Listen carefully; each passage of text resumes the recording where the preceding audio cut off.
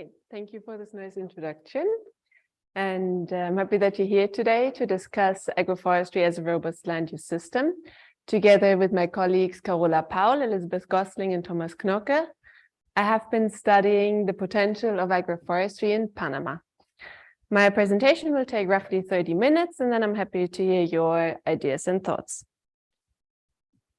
To start, let's have a look at recent developments. We are talking about the limited resource land that we need to produce, for example, beer. But because of the way humans have been using this resource, humanity is faced by many issues, which are summarized by the Sustainable Development Goals. In line with these goals, the UN has declared this decade as the decade of ecosystem restoration to revive and protect ecosystems all around the world.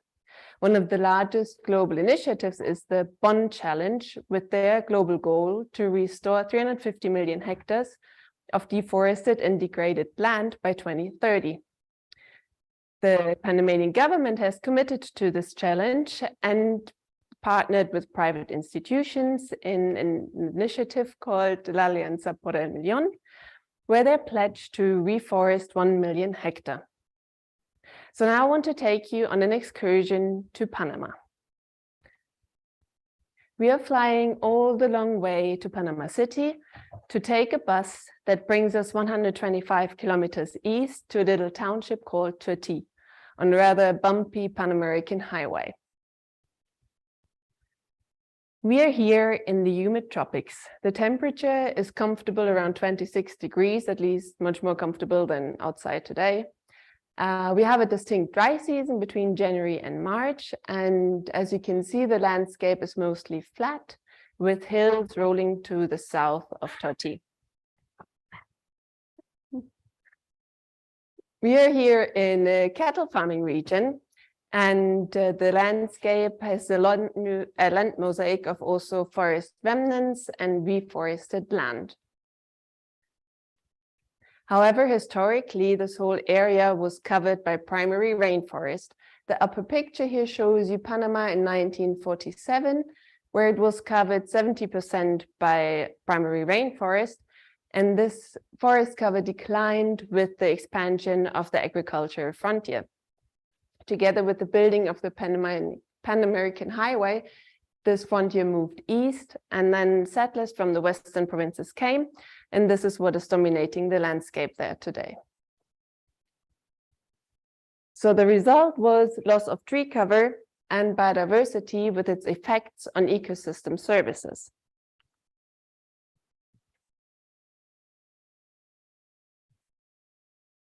Okay, that's working.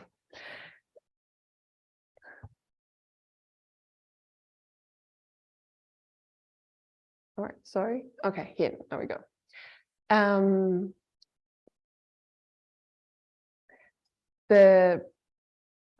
For food and fiber, the conversion of natural ecosystem has been required and will continue to do so. However, the climate crisis now comes with the risk of insecure food security, and also the livelihoods of farmers are at risk. The problem is that the agricultural sector is contributing to this crisis, but it's also affected by it, so that harvests may become more uncertain. So we are faced with the challenge of, let's say, the century even, how to use our scarce resource land to satisfy human needs without preventing the further depletion of natural resources in a world that is faced by uncertainty. Agroforestry has been discussed as a land use strategy to address these land use problems and also bring back trees into agricultural landscape. So it's just to repeat, it's a farming system where trees and crops and livestock are mixed. In Panama, or at least in Tortí, the system where we produce agricultural product and timber has been largely missing so far. In the previous talks, we heard about the advantages of agroforestry, such as improvement of microclimate and also enhancement of food security. And in my presentation, I want to discuss these three questions. Is agroforestry desirable in Tortee, and if so, how much of it? Can agroforestry help reconcile potentially competing needs? And what impact would embedding agroforestry have on forest cover? I brought you all the way to Panama now to talk to farmers and other experts in their field about the perception of land cover options, or that's what we did in 2018, together with my colleague Elizabeth Gosling and our three wonderful students, Peter, Rodrigo, and Alina. We asked farmers and other experts how they perceive land cover options in terms of ecological and socioeconomic objectives. I brought you one example here. So the preferences of experts and farmers is what is shown in this image. And on the y-axis, you can see the number of respondents rating a land cover as best or second best. And the x-axis shows you the land cover options that we considered. So that was cropland, pasture, agroforestry systems, forest plantations such as teak monoculture, mature forest, and abandoned land. Alley cropping is a system where we have, for example, alleys of maize planted between teak, and silvopasture we defined as a system with at least 200 trees per hectare. What I want to show with this is that agroforestry was perceived quite positively by farmers and experts alike, where the farmers rated silvopasture higher than alley cropping because it better aligns with their cattle farming practice. And alley cropping was rated higher by experts from academia, NGOs, governmental organizations, and private companies. However, even though it was perceived quite positively, it is not present in the current landscape. The current landscape is dominated by pasture. So if we were to embed agroforestry, how much of it would be desirable in a robust landscape? To answer this question, we used the robust multi-objective optimization approach developed by Professor Knocke and used our survey data as input data. Then the model allocates the area to the different land cover options. And an optimal land allocation system would be, an optimal land allocation is where the whole area meets certain objectives under uncertainty. So this model can account for uncertainty in variability in land use performance. So how much agroforestry is desirable for the different stakeholder groups? I said we have the farmers there or the private producers, but then there's also the general public with their own set of needs and objectives.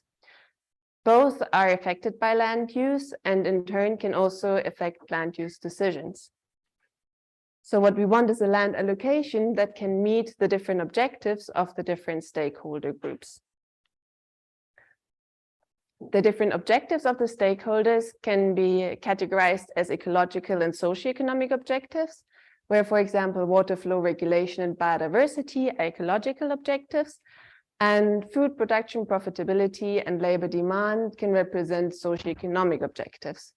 So the first row shows you that cropland and pasture land are quite useful for food production profitability, but the labor demand is also high. In contrast, forest is important to meet ecological objectives, and silvopasture can meet ecological and socioeconomic objectives, but is also labor intensive.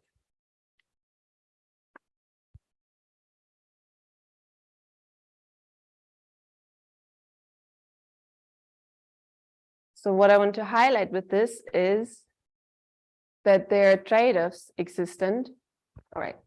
And continue to look at trade-offs, we can use this robust optimization model to allocate the area for one single purpose. So the y-axis shows you the share of land covers that are allocated. And on the right side, you can see the land covers that the model can select from. So if we have the single goal of global climate regulation, for example, the first bar, then the model would select forest as the only option to cover a hypothetical area. However, if your only demand on the land is food security, then the model would select conventional cropland and pasture, as well as agroforestry options, leaving no room for forest or forest plantation. With this figure here, I want to highlight that the trade-offs between ecological and socioeconomic objectives exist, and that we need to consider those in land use planning.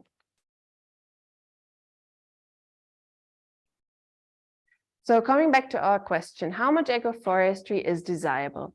The first bar here shows you the current land use allocation, again, of Torti, dominated by pasture.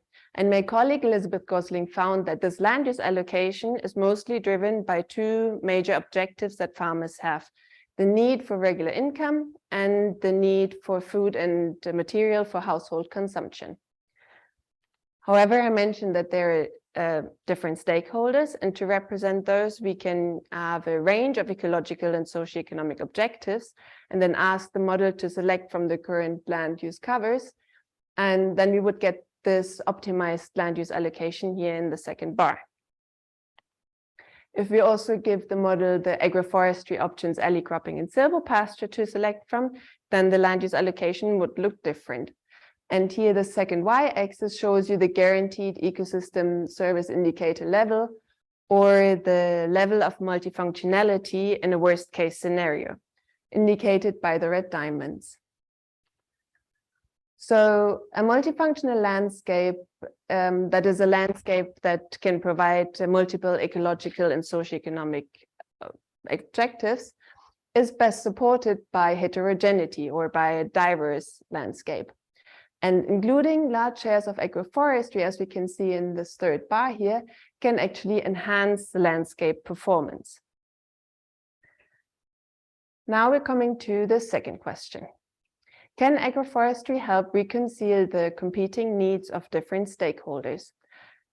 Let's say that we have different stakeholder groups that have different priorities. So for example, the farmers have the priority of the rather immediate needs for liquidity or regular income, and the household needs. So what we can do to represent those is we have a multifunctional landscape. So considering the ecological and socioeconomic objectives, but give higher weight to these rather immediate objectives of farmers. And then the land model, the optimization model would actually choose agroforestry as well. Here, this result also shows us that cropland and pasture actually have an advantage over agroforestry in terms of meeting these rather immediate needs. Then another stakeholder group might give high priority to food security. Then the model would select large shares of agroforestry, which shows the multifunctional advantage of agroforestry and also its potential to produce high yields. Then a third group, let's say an NGO, might value biodiversity higher, and then the land allocation would spare large shares of forest. So one point that I wanted to make is that the agroforestry options were always selected here in these examples, and that shows that it could potentially reduce trade-offs between human needs and nature or ecological and socioeconomic objectives. But the current landscape does not include any agroforestry, and actually it is tailored to the needs of farmers in the expense of ecosystem services that require higher tree cover. Then a multifunctional landscape looking quite different from those, where we have large agroforestry shares also, would be a compromise solution between the farmers and the wider public. Again, this is the land allocation where all the objectives are valued equally to represent this compromise solution.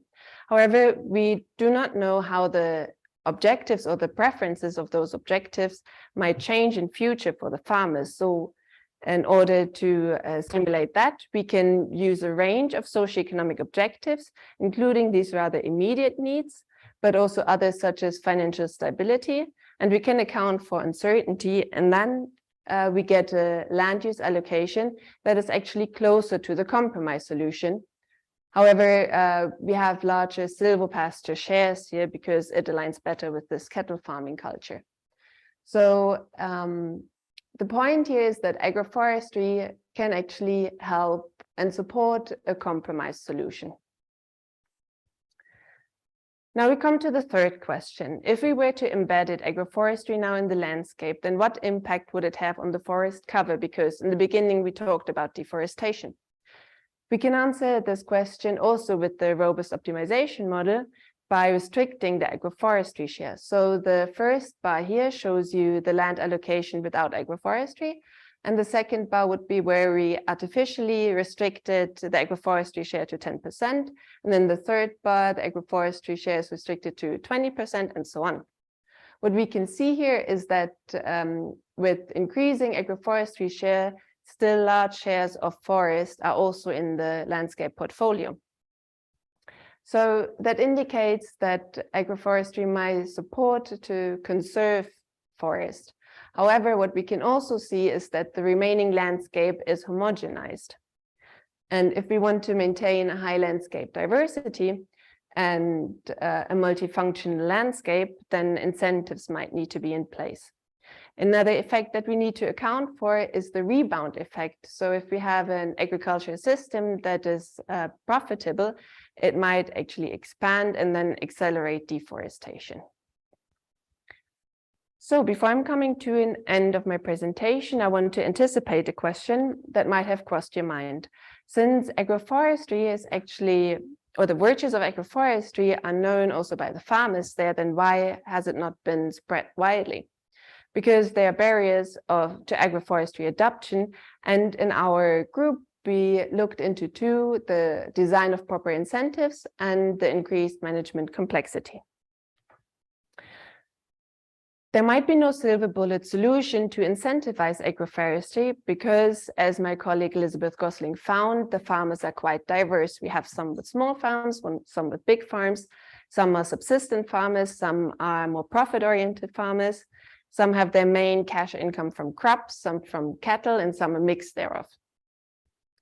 And she also found that alley cropping and silvopasture might be most attractive to profit-oriented farmers who are more tolerant to risk, and that silvopasture aligns better with the cattle farming culture, and also that silvopasture might be more attractive on poor quality soils.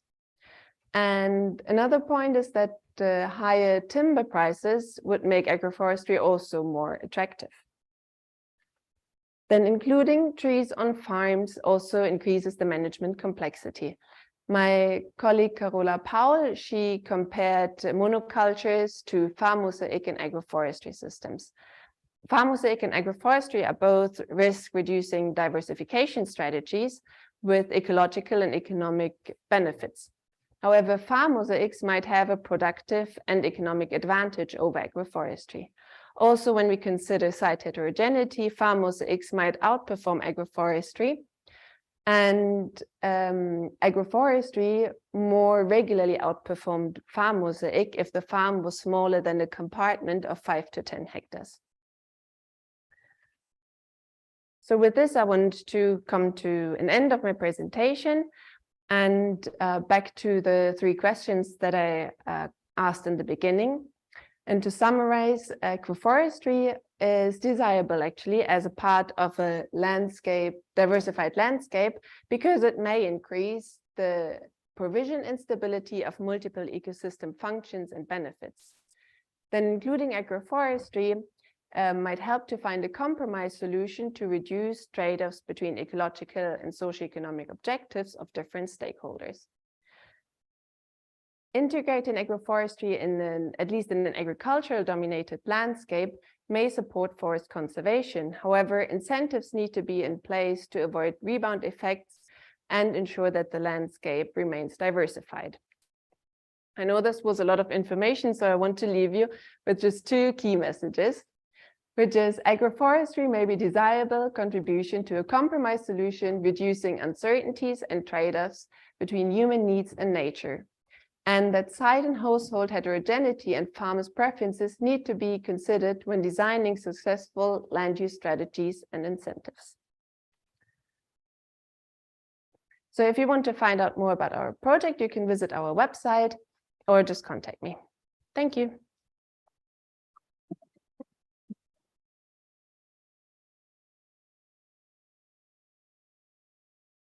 very much.